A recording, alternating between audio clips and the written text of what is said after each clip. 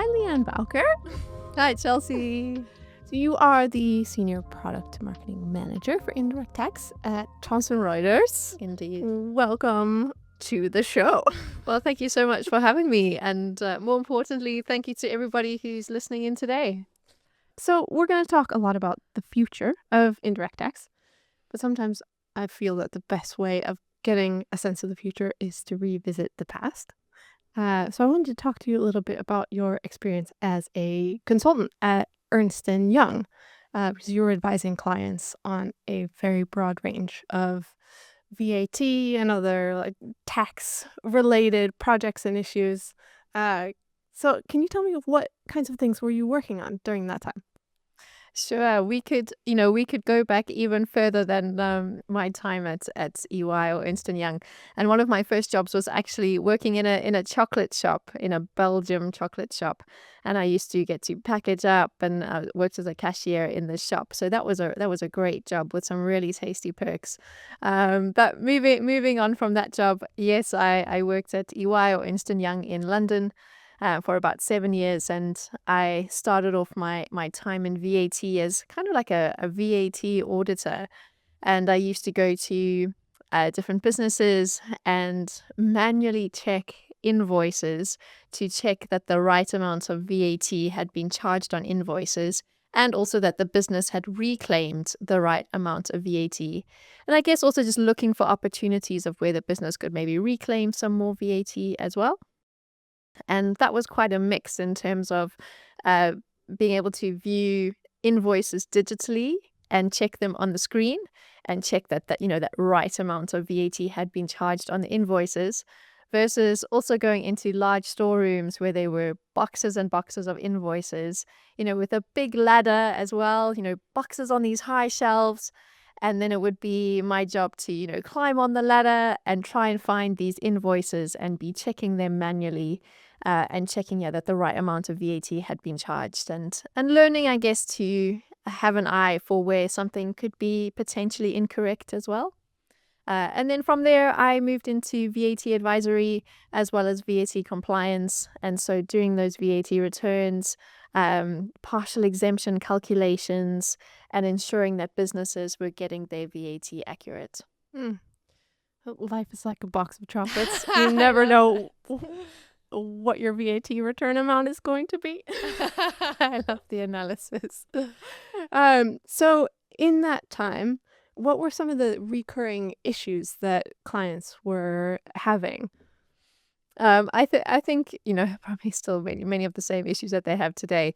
It's just it can be slow manual processes which can be prone to error. And so I think so often when there's the more manual intervention that there is, then there's a higher chance of error.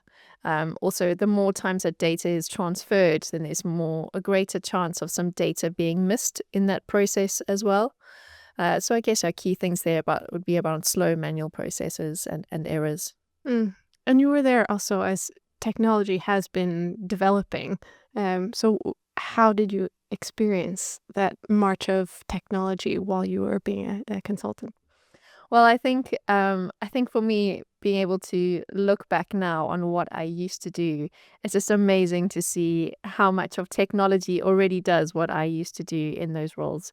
And so I think back to how I used to spend long nights and late nights in the office, busy completing VAT returns to ensure that they were filed on time before the deadline, and working away late at night at the office, and making sure that those calculations are accurate, ensuring that all the transactions were included on those VAT returns and into the correct VAT boxes.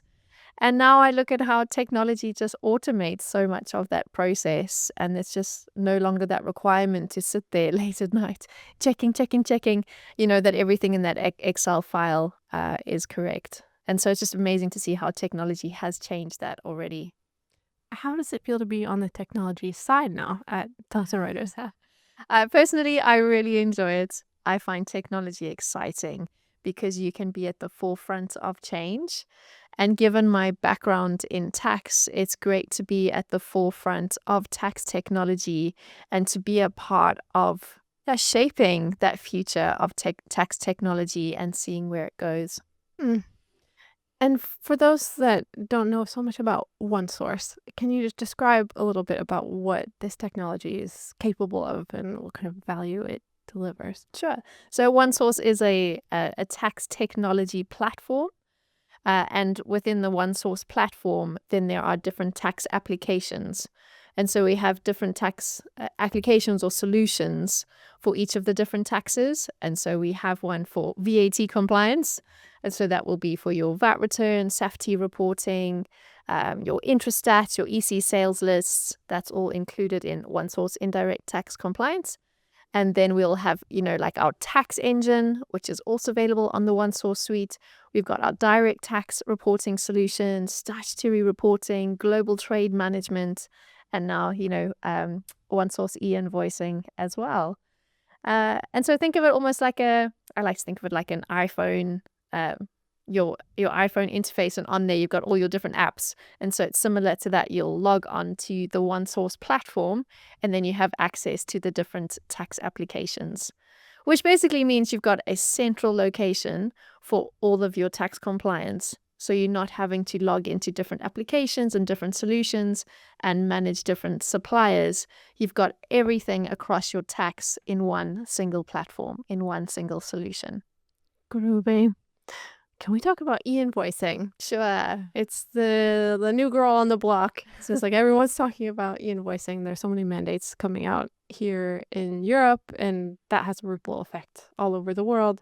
So can you tell me about like how you've been experiencing e-invoicing as it relates to indirect tax technology and how important that all is? Sure. So when I actually first came across e-invoicing, I think it was in 2019, when I first started learning about what it is and what it does. And in my mind, I immediately remember thinking, this is where compliance is going, and I want to be a part of this. And it's been amazing to see how, VIDA as well has emphasized e-invoicing and bringing that, those mandates in. And I think it is the future of compliance, and it is where compliance reporting is going. And it is exciting to be a part of that change. So where VIDA is concerned, Yes. what is standing out to you the most? Because there's a lot that businesses need to prepare for. They need to shift their systems. What are you picking up on as the most important thing to be aware about as VIDA is when you rolled out? I think for me personally, what I see it at VIDA as an opportunity for tax departments and tax professionals to embrace technology and to embrace this change. Because I think, previously tax departments could maybe have this idea or to want to have more automation and to have more technology in their tax department, and then go to the budget holders and senior leaders and ask for that budget, but then be declined because it's not a priority for the business and how the tax department is currently working. It's working, and so just carry on. Whereas now with VIDA and these requirements, there's an opportunity now for the tax department to go to, for asking for budget, to be now, this is mandated and this is a requirement for the business to be compliant. And so there's that opportunity now for tax automation and for tax to have, like a better seat at the table for the business. Yeah. With continuous transaction controls, the role of governments is really changing because they're not just checking, they are like stepping into the supply chain itself and have the power in some countries. CTCs mean that your invoice can't be sent. So what does this mean for businesses? Sure. So I think a big one there is that it means that businesses need to get their transactions and their data and their tax right in real time. There's no more that opportunity to make those corrections a bit later down the line. And so there's that shift to, okay, we need to get things right, accurate, right from the start. And that's where technology plays a huge role as well in helping that data be accurate from the beginning all the way through the process. So indirect tax and e-invoicing, how are they like connected? Sure. So, I mean, in my mind, I consider that e-invoicing falls into the indirect tax bucket, but I know there are different views out there as to where e-invoicing sits. But given that it does, relate to tax, I do see it as part of indirect tax. Uh, but either way, with e-invoicing, that's when that's transactional data is being sent to the tax authority. The tax authority has that oversight over all the transactions. But the indirect tax reporting side is more around reporting the actual amount of tax which is due to the tax authority and ensuring that the right amount of tax is paid. Mhm. And so there is a link between the two because you've got to ensure that those e-invoicing transactions are corresponding to what's being reported on the VAT return. The two do need to match each other, and there is that need for that reconciliation and ensuring that the two are matching and that there's accuracy in the reporting. Mhm. And how is reconciliation done? Is it ideally done if indirect tax and invoicing kind of exists in the same solution with the same vendor? Can it be done if it's separated? Can you speak to that? Sure. So I think with reconciliations today, they can be done in multiple ways. I mean, as usual, like many people can just use Excel with creating a reconciliation and manually comparing the data using VLOOKUPs and formulas to identify those discrepancies. All businesses can use third-party solutions, so things like Ultrix as well, and just other business analytical tools to do those reconciliations. Or they can actually use OneSource, which has some of those pre-built reconciliations in it. And I know we're actually launching a reconciliation later this year, which will actually automate the reconciliation between those e-invoicing transaction and what is being reported on the VAT return. And so that will be a big value add in terms of not having to do it manually and trying to find out those different discrepancies, but actually there'll be that automated process to help with that reconciliation. No more Excel. Nice. Can you talk to me about pre-filled VAT returns? Because that is another trend. Yes, absolutely. It is a trend. Well, it's a trend that I feel like I'm seeing, especially within Europe. I know we've got pre-fill returns for Slovenia and Romania coming as well. And for those who are listening in and maybe you're unfamiliar with a pre-fill VAT return, this is where tax authorities are taking like that e-invoicing data as well as other data which the tax authority has access to from the business, using that data to then generate a pre-fill VAT return and then sending that on to the business to be like, well, this is the amount of VAT you should pay us, and let us know if you have any discrepancies. And so it's a new way of reporting. Instead of the business telling the tax authority how much VAT they owe, now the tax authority is telling the business how much VAT they owe. It's a big change. Yeah. Sounds nice. Like, here, this is ready. Yes or no? Yeah. It's funny. I also think that you would think it sounds so much simpler and easier. And I think that's the intention behind it, is to simplify compliance. But where we are now in technology is that I think it actually can create quite a few problems because there's a mismatch in data. And then it can take time to work out where those discrepancies are and then try and fix them and justify them to the tax authority and work out why those errors were even occurring or why there are those mismatches. And so I think at the moment there can be quite a bit of mismatch in data between what the tax authority has access to and what the business is doing. Why is that? I think because, as a business, there's just so much going on in a business and so many nuances and changes that need to be made. And sometimes changes aren't made to the system in time in order to comply with those different changes. And so I think also, and not necessarily all the data which the business has is being sent to the tax authority. And so then they don't have access to everything that's going on. And so there can be maybe some data which is left out, which the tax authority is unaware of, or a change that's happened. And this is resulting in those mismatches and those discrepancies between the two. But at the same time, I do see, as time goes on and tax authorities learn and businesses learn that it is a direction that we'll see VAT returns go in. Because especially if there's results of it reducing the VAT gap, then I think it's more likely we will see tax authorities take on that approach. Mm-hmm. So I think I have a rhetorical question. Do businesses need to focus on the quality of the data? So rather than trying to resolve discrepancies, they should look upstream to make sure what the government is accessing is clean data, is accurate data. It's like, how do they get there to make sure that data quality is there and being accessed in the right way by government authorities? Absolutely. And I think we see that a lot with e-invoicing already, is that, the data needs to be accurate before it's sent to the tax authority. And I also just see that as a big opportunity for tax departments and the business itself to clean up its data. There's mandated and reasons to get it clean and to get that data flowing smoothly within the business. And I think also with AI now as well, there's also just more emphasis on having clean and better data.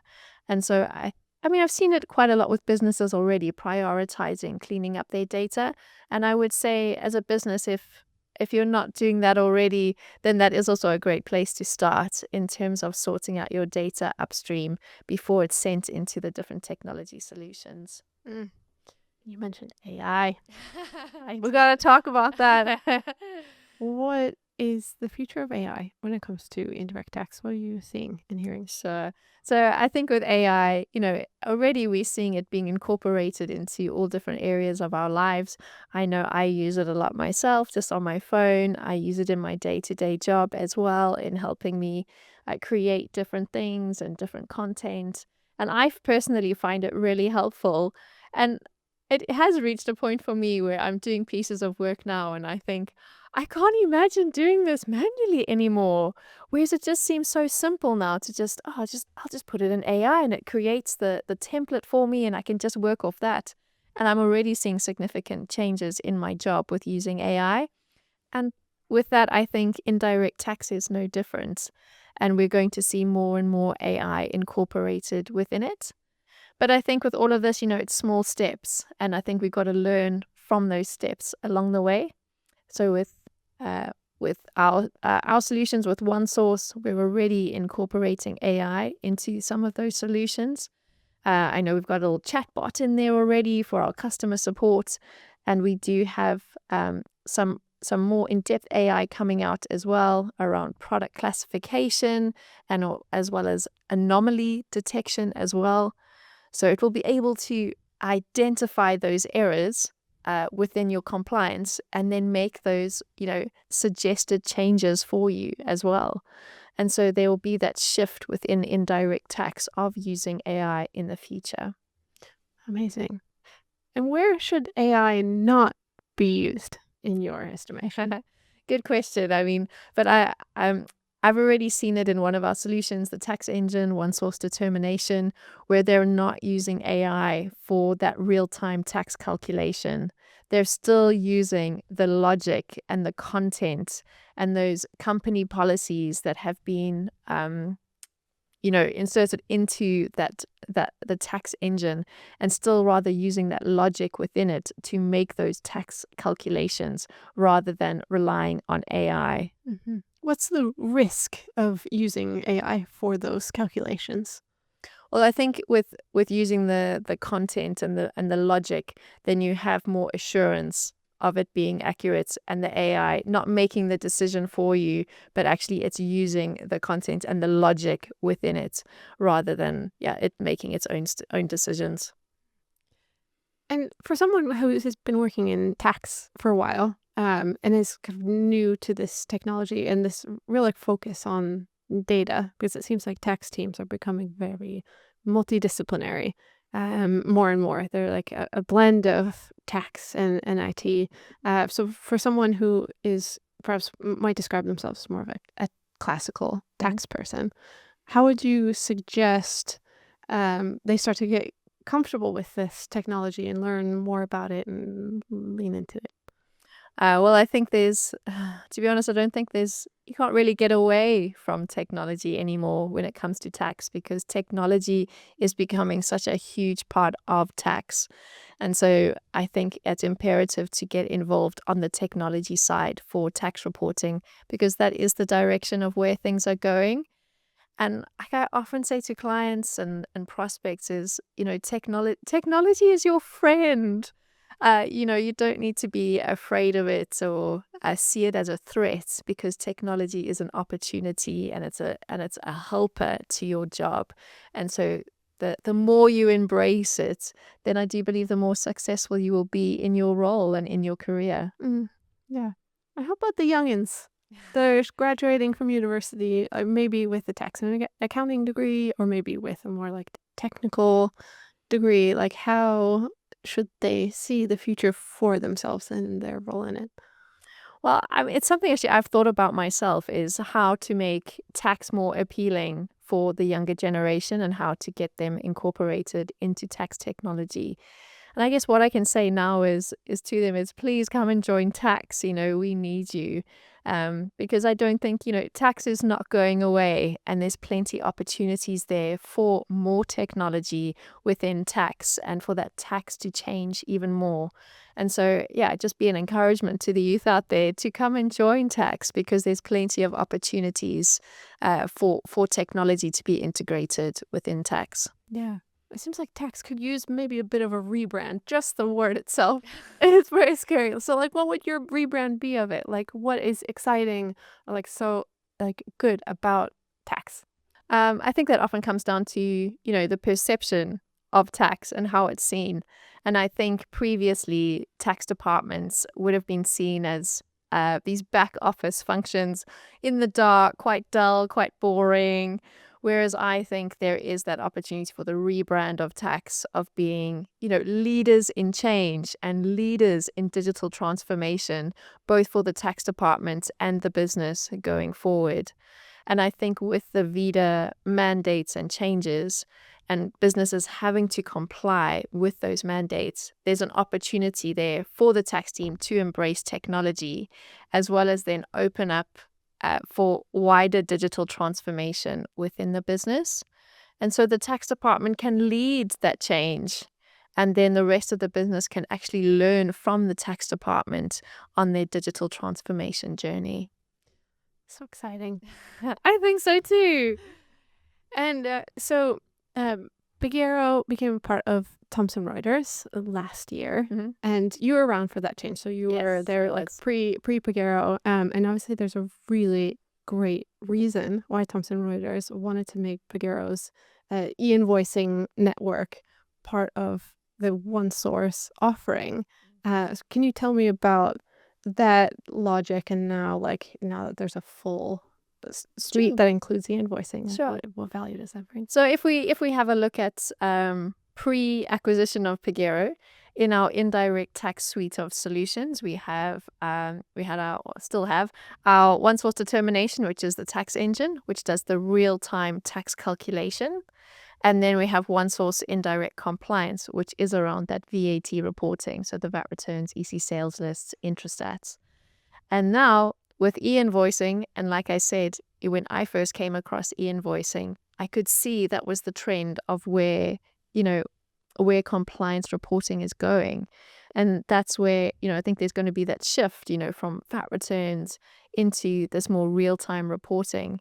And so there's that almost like that gap in the indirect tax suite there to incorporate e-invoicing into it so that at Thomson Reuters and OneSource, we can support clients across their full indirect tax transaction lifecycle from that real-time tax calculation to submitting or sending those transactions for e-invoicing and then to completing those different compliance requirements when it comes to VAT.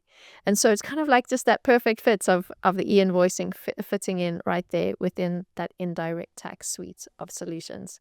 So it's been great to have Pagero over the past, I think it's 18 months or so, and it's been an exciting journey so far. And also just to see clients embracing it as well, and all the positive, just feedback along the way and working together I guess even here now, coming together, it's been great to be a part of a wider network and a bigger team.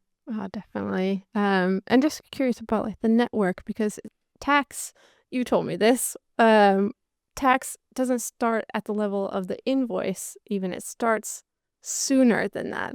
And Absolutely. does the Pagero network help like create accuracy at that upper end of the upstream of like entering data? Like how do you get that data accuracy?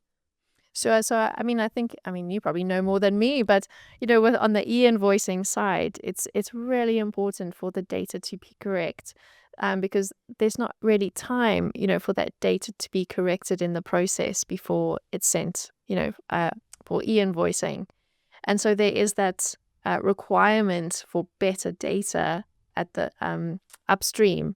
And so e-invoicing is creating that opportunity for businesses to look at their data and get their data correct upstream before it's sent, for compliance. So if you could have a microphone and you could give one message to businesses all over the world about indirect tax, this is a big question. This is a big question. What would you say into that microphone about the time that we're in right now? I would say that indirect tax. Say the question one more time. Yeah, sure. Okay, Lianne, if you had a megaphone and you could speak into this megaphone to every business around the world, and tell them something about the time that we're in when it comes to indirect tax and how they should think about this, what would your one message be? Big question. Sure. Oh, I like the question. It's a great question. I would say that indirect tax departments are leaders in digital transformation. And I think personally, as having a background as a tax professional, I really want to see the tax department, raised up as leaders and be seen as leaders in the technology space, because I do think we have so much to give and so much to learn, and that businesses can really use the tax department so much more in helping with that strategic direction of the business and using the insights from the data, from all that we're gathering from the e-invoicing, and using that to help the business and enable the business to grow going forward. Yes. Sounds amazing. Thanks so much, Lianne. Great. Appreciate your time. It's been great to be with you here today, and just wishing the audience well.